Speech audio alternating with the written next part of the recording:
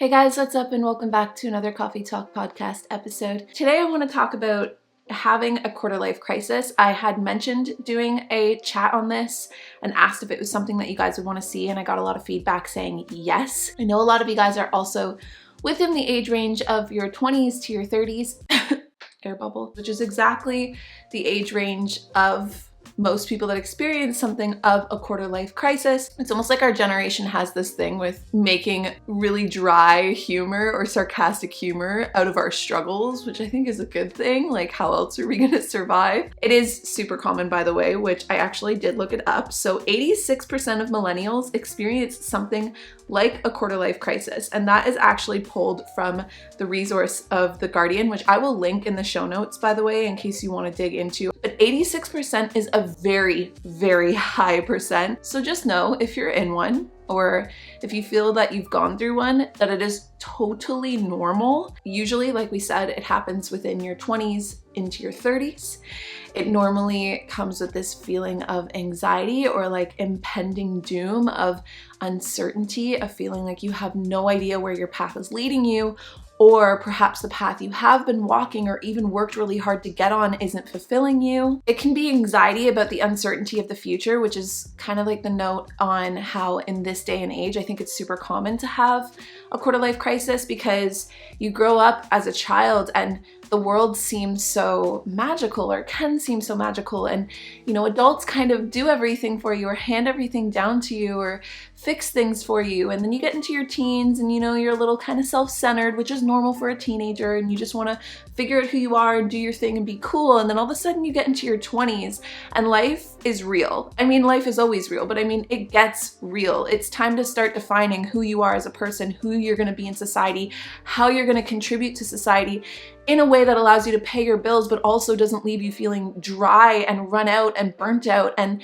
also establishing a relationship, establishing where you want to live, the types of ways that you want to spend your time and your energy, the type of path you might want to walk, or at least it seems like all of that pressure is there. And then all the existential shit gets dropped on you, like, global warming, the state of affairs in the world, financial collapse or impending financial collapse, or you get told that there's going to be food scarcity soon, or there's pandemics, or whatever it is. There's a feeling of uncertainty that comes from, wait, how will I know that I'm going to be okay in 5 years, in 10 years, in 20 years? And again, this isn't just for our time. It's very normal given the problems of our time, but every generation before us has asked and wondered those same things. So again, just to give you a little piece of comfort that that's a normal experience regardless of where you look in history. Quarter life crisis can be feeling unsure of who you are, feeling like maybe you never really got to fully express yourself or fully be yourself in your earlier years. And now you're wondering who you are, or certain identities have cropped up into your mind where you've thought, like, I think that's actually a lot more who I am, but you've never given yourself the chance to be that way or express yourself that way or identify in that way. A very heavy pressure to feel like you have to have it all figured out, air quotations around figured out, because what even is that? It can be feeling like everybody else around you or everybody online seems to be ahead of you or have it quote unquote figured out, just feeling lost, feeling like you're wasting your time, feeling like you have no idea what direction to head in, or if you are heading in a direction, it can feel like it wasn't necessarily a chosen direction, like you're almost kind of ambivalent and just moving through life. Perhaps you feel like you did all the right things, or you were doing all the right things, or you were really happy with something that was going on in your life, and then it changed and it shifted, and it can be drastic. It could be you worked super hard to get into a specific school, or you worked super hard at school to get a specific job and it doesn't work out, or you get that job and then you get fired, or you've spent years with somebody building a relationship from your teens or your earlier 20s for years, or maybe even not even years. It could even just be months where you were talking about marriage or starting a family or getting a house together, and that relationship fails. It can be a sudden drastic move. It can be a loss in your family or your friends. There can be pandemics, like we said. There can be things that happen that drastically change, that are things that you did not see coming, or things that were outside of your control, or things that you really worked hard to establish that fall apart regardless. And that can also trigger a quarter life crisis of like, well, what now? There's no one size fits all, there never is, but some of the symptoms can include high anxiety. It can trigger depression, and if not full-on depression, then it can definitely trigger bouts of really low mood, really low energy, really low motivation. It can make you feel dull or make life feel dull. It can make you feel really insecure, and not just insecure in who you are, but maybe even insecure in your place in the world or your stability in the world. It can cause a huge amount of indecisiveness, especially if you're already a little indecisive, but even if you're not, you're having to ask yourself questions that you didn't want to have to ask yourself, so you don't even want to come up with answers, or maybe you don't want to have to make hard decisions. It can cause a lot of I don't know, which is very valid. And on the flip side of that, it can also cause impulsive decisions or destructive behaviors. So it's super common if you're going through a quarter life crisis for there to be a period of that, of working through that, where you might act out in a way. And your way of acting out could be something from your past that pops back up. When I went through my quarter life crisis, I was doing so well. I was feeling all healthy, getting my life on track, feeling really good in my place and in my spot in the world. Things felt like they fell apart, and I literally turned to weed. I've talked about this before. Weed is legal in Canada, and I went with that. I smoked weed every day. I justified it in my mind. I told myself that I was still working, I was still being creative, I was still getting lots of stuff done, but it was actually completely inhibiting me. It was stopping me from feeling like I could go out in public at times. It stopped me from being more social. It started to make me hermit and close myself in, which was something that I had struggled with prior to years before, but had worked on. And so it can make you revert to self-destructive behaviors. It can make you make impulsive decisions. Like, I made some very questionable dating decisions. I wouldn't even call it dating. I just started spending time with men that weren't really like quality men. I was doing it with people that I didn't even genuinely really enjoy. In hindsight, again, I don't think that that's necessarily a bad thing, and I don't mean to villainize that or like even slut shame myself, but all of that was within the period of time that I was going through my quarter life crisis, or going through a crisis of like, what is happening? And that's how I know now. So we've already kind of touched on a lot of the causes that can create a quarter life crisis, but there are a few more, and I do want to talk about them too. The first being a false idea of early adulthood. And this is something that I think is more prevalent again in our generation, because in previous generations, you would have a sense or a false sense of what adulthood, especially early adulthood, was meant to be like, but it would come from your peers and your parents. Nowadays, we have things like social media, which give us access to lots of amazing information, but it's always a double-edged sword, because you get on social media and you think, okay, so this is what early adulthood is supposed to look like. This is what my 20s is supposed to look like. This is what I'm supposed to have figured out by 30. This is what I'm supposed to feel. This is what I'm supposed to be doing. In my early adulthood, especially the year that most of the people that I knew were graduating from things like college and university, because I ended up dropping out, and that's when my YouTube channel had taken off, thinking like, oh, snap, like I'm supposed to have a degree under my belt.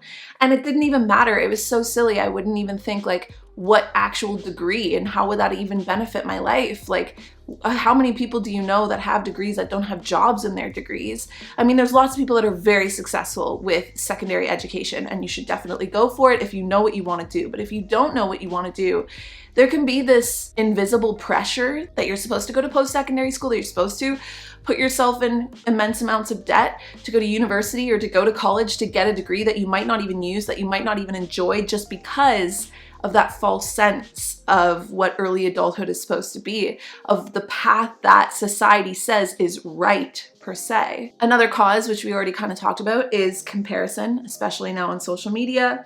Unexpected change, either in your life or in the world, which we did talk about as well, and also to this idea of wearing a mask, which is something we haven't talked about yet, so I'll touch on that before we get into the hopeful side of what to do if you're going through a quarter life crisis.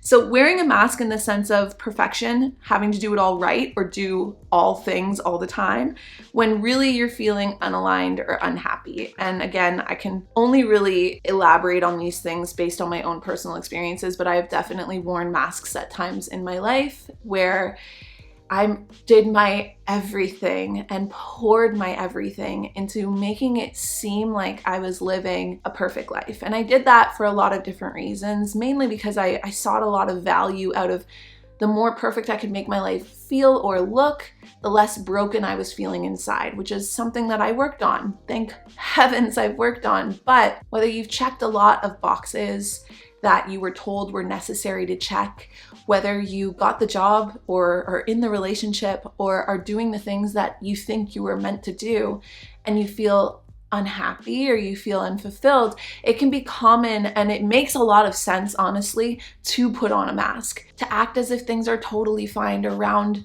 your peers, around your friends, around your family, around the world, and when internally you might actually feel really unhappy, really unfulfilled, really lost, really disconnected, really uncertain about whether or not you really are where you want to be or doing the things you want to be doing. And part of that as well is this internal need to feel like we need to make everything seem perfect on the outside, which can definitely crash and burn. Like if you build your life on the bedrock of perfectionism, if you try to make it seem like everything is perfect all of the time, there will come a time where you cannot hold it together anymore, especially as one person, and it will crumble. And even if it doesn't crumble in a visual way to the outside world, you'll be crumbling internally. Something will eventually knock you down. And I think, again, because I've been through that experience, that in my belief, when I got knocked down, it was the universe's way of trying to help me, even though it was super painful and super hard at the time. It was like, why is this happening? I had it all together, and yet I ignored every red flag that told me that it was time to take the mask off. It was time to be honest with myself. It was time to do the things that were necessary for me to seek out therapy, for me to talk to the people around me about how I was really feeling or how I was really struggling. Like, it was a survival mechanism, at least for me, for a really long time in my life, to suppress the things I was feeling in order to survive. But then that led into my 20s and into my early adulthood, and it hit a wall when that didn't work anymore. And I found myself just completely crumbling on the inside. And so in a way it sucked, yes, but at the same time, it was the universe's way of saying, okay, it's time to face these things. You weren't willing to choose to do it actively yourself, which is okay. But for that reason, I think the universe kind of pushed me into it. Like if I ignore the signs, the universe is going to make me face it one way or another. So that was a lot. Feel free to pause for a sip if you like, and then hang tight, because we're going to go through the stages of a quarter life crisis and the hopeful parts that you can hold on to and know that you'll get out on the other side and you will be okay. Today's Coffee Talk podcast episode is supported by Wireframe, an original podcast from Adobe. This season of Wireframe is geared towards small business owners who handle all the branding, content design, and socials on their own for their business. Each episode features one small business owner, and they pair them with a mentor who has built their own successful brand, and then a designer to help them execute a plan to solve their problem. For instance, I was recently listening to the episode with Latinx Therapy's founder, where the mentor, Ellen Bennett, was actually helping her refresh her brand. They went into things like colors and fonts and everything that she would basically need through her creative rut in order to make her brand feel refreshed and renewed, but still hold true to her original ties. And it was cool because not only are there really great tips for actual rebranding, getting out of a creative rut, how to make sure your brand evolves with the times and with you, but there's also so much backstory there as to why the brand was created. And the episode itself just holds a lot of really great rapport that I also found really interesting as a business owner myself. So if you want to check them out, then search Wireframe in your podcast player, and I'm also going to include a link in the show notes. And many thanks to Wireframe for their support in today's episode. So as I mentioned and sourced down below from The Guardian, there are 4 phases, and I'm going to switch the name to 4 hopeful phases of a quarter life crisis.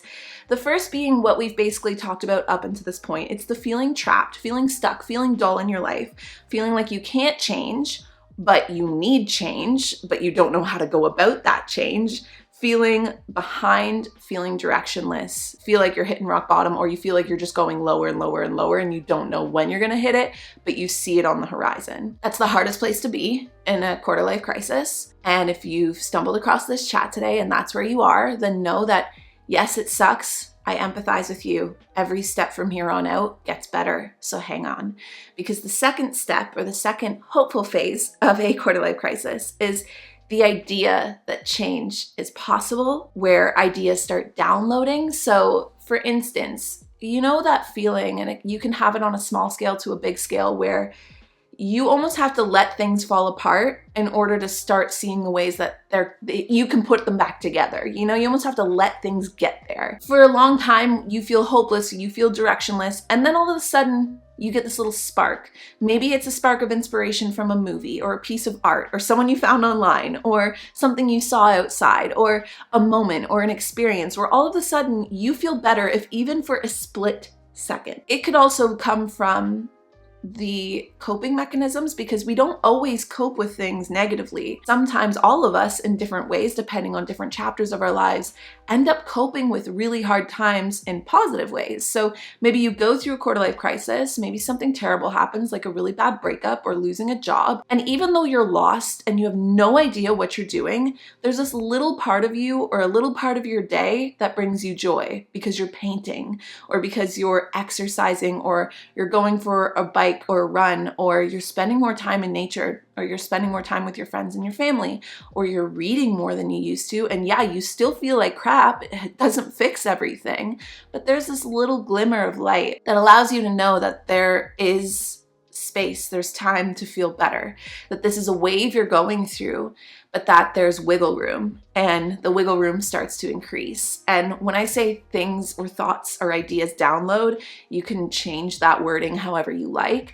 But for me, it always felt like I would get these like spiritual downloads through meditations or through dreams that would make me think like, wow, wait, this is a really good idea. I have no idea how I could implement it or how I could execute it in my life. I have no idea how I could get there, but it feels right. And an example of that was when I was going through a really, really rough patch in Toronto, in the city, and feeling, or at least telling myself, that I was where I was supposed to be and not really giving myself the wiggle room to think I could go anywhere else, I could be anywhere else. I had this calling, I had this feeling that I wanted to be close to my sister, as she had just told me she was pregnant.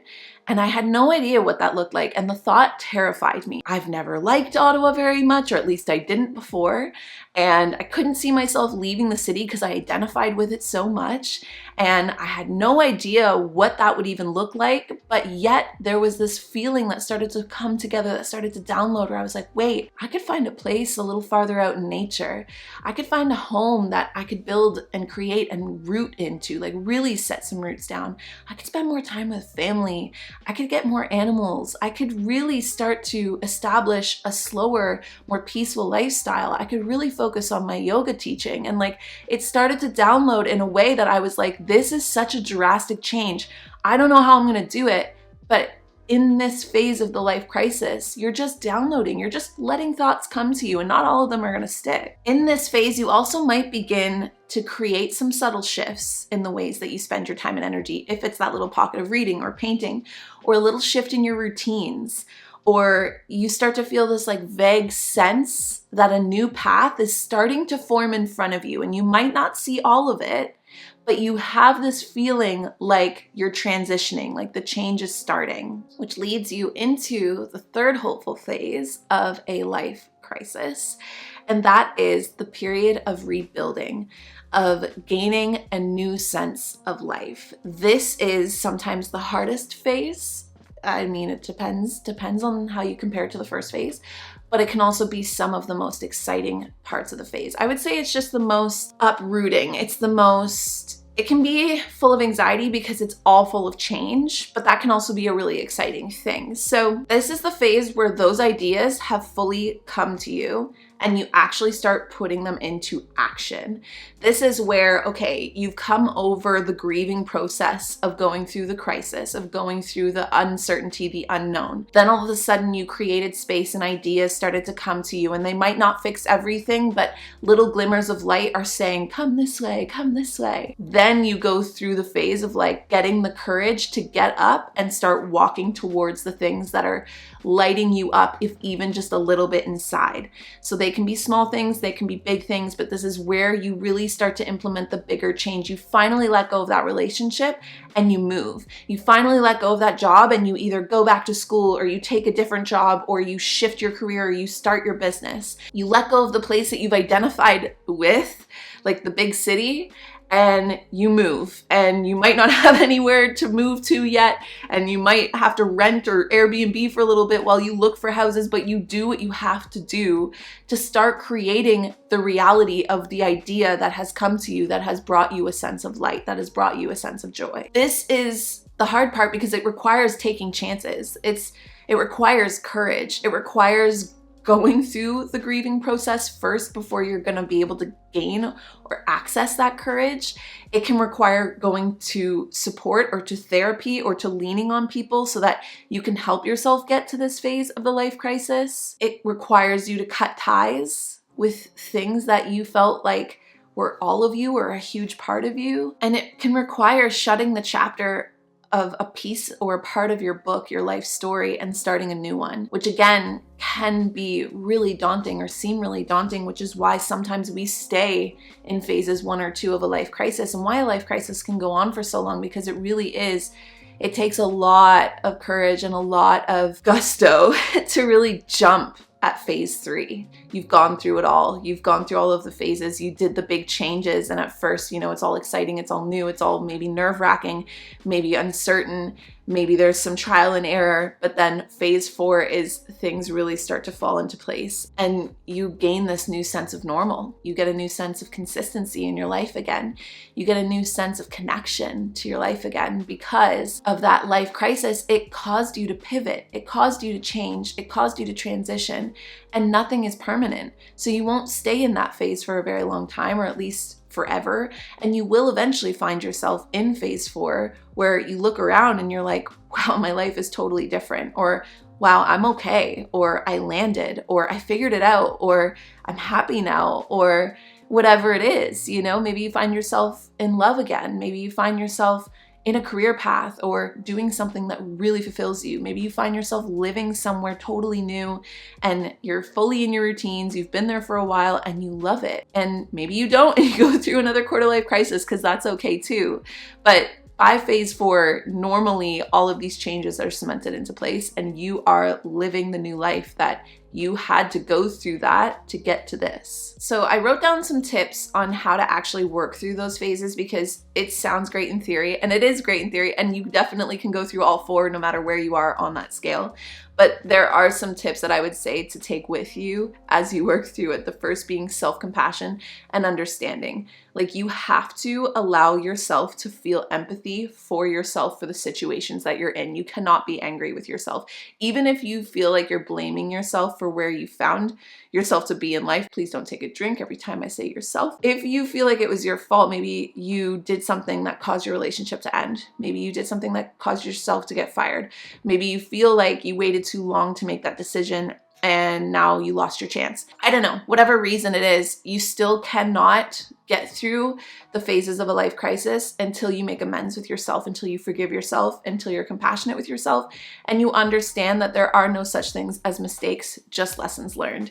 It sucks. It might not have been what you wanted. It might still not be what you want, but eventually it will lead you to something else if you can make amends with yourself, if you can forgive yourself and understand that nobody's perfect and we have to go through all the things we go through in order to grow, learn, and evolve. If you're looking to move through the phase where you want to start downloading new answers, you want to start downloading new ideas, start asking yourself, like, what would make you feel more fulfilled in this life? Don't be afraid to take a moment to sit with those answers too, because again, it can be hard in our generation with social media. We might see things online and we like the idea of something, but we don't actually like the reality of it, So there's always a little missing element of reality with everything online. So just keep that in mind, because even with anything you see, anything you post, even including the things I post, it's like it gets condensed down. So just keep in mind, like, it can be great to move it to the country. There was still lots of issues. There were still lots of problems. I've had so many issues since I've purchased this home, or like, people that will think like, oh, I just want the perfect relationship. No relationship is perfect. You're not seeing the reality of all relationships online, like the ones that are posted online, or, you know, jobs, whatever it is. If you want a specific career, you might not see how hard you actually have to work to get that career. So just to say, like, ask yourself what you think will fulfill you, but check the reality of those things, just because of how easy it is to get kind of lost in the romanticization of things that we see online sometimes. And in fact, I would actually recommend taking some time away from social media to go through your quarter life crisis. You can choose how long you want it to be. You can choose how far away that you go. Like maybe you can't fully go offline because of a job you have, but taking some time off of your personal social media, taking some time away from any kind of influence online specifically, or any kind of influence in general, but specifically like online, trending online, to allow yourself to really explore who you are as an individual and explore what makes you you and what answers are really true to you versus what's true to what's trending or what's out there in the world or in society, and to give yourself breathing room to ask yourself the tough questions, because social media can be very distracting and it can fill the little pieces of our days that are full of discomfort of going through a life crisis.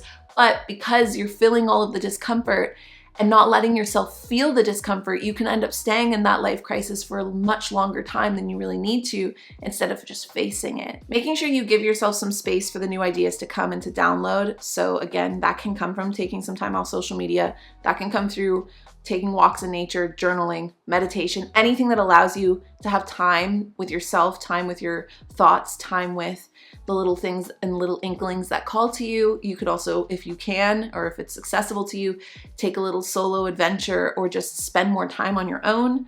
You can also seek out support or get advice from loved ones. And also, to make it through all of these phases, you definitely need to be practicing good self-care. And I'm not talking like self-care in the sense of like you have to wear a face mask and go get your nails done. Like, I mean self-care in the sense of make sure that you're taking care of yourself. You're still getting good sleep. You're still moving in some way. You're still nourishing your body. It doesn't have to be 100% perfect, but just making sure that you're fueling yourself, that you're practicing good hygiene, that you are caring for yourself the way you would want your mother or your parent to care for you going through a hard time. Focus on what's within your control, because there is so much that isn't.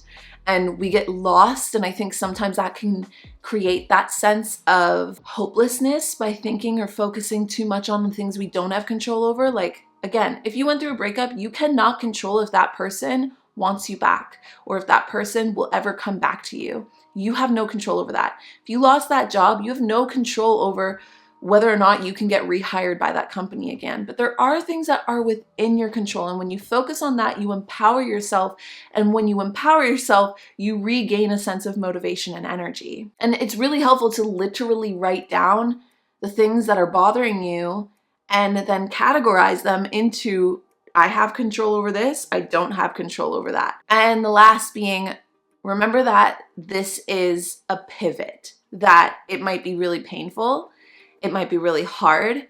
It can feel like it's never gonna end, but it'll very likely be something you look back on in your life and realize was necessary, or have a sense of gratitude towards, even if that's really hard to fathom right now.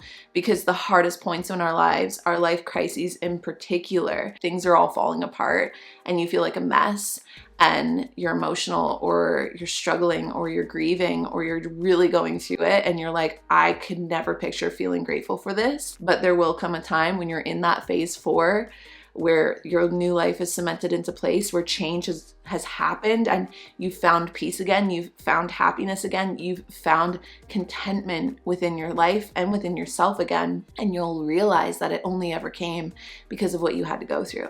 Or you might be able to see in hindsight, in that new person and that new point of view that you'll have in the future, or that's coming for you, the path you were on was destined for failure anyway. And you didn't want it to change. But again, the universe came and booted you into this change because you couldn't see it at that time and from that place, but you can see it in the future. You can see it when you get to the new spot that you look back on and you go, oh, I get it now. Nothing is ever cemented in stone or permanent, you know? So we're always growing, we're always transitioning, we're always changing. If you've gone through a midlife crisis, a quarter life crisis, any kind of crisis, or if you're in it right now, feel free to hop on over to YouTube if you aren't here already and use the comment section down below to keep this conversation going in our virtual cafe. Everybody that tends to hang out in this corner of the internet is very sweet, very kind, and also very supportive of one another, which is again something that I'm so grateful for, but could never fathom like how cool it is. Thank you for joining me for today's conversation about going through a quarter life crisis. Please note, it is normal to go through this. We might go through many. We'll probably have more in the future. There's still the midlife one, you know, catch you there at 40. But just hang in there. Whatever phase of that cycle you're going through, hang in there. I hope this gave you some sense of hope, some sense of normalcy with what you're feeling, and just made you feel a little bit better about it. And outside of that, I will talk to all of you guys in our next Coffee Talk podcast episode. Bye, guys.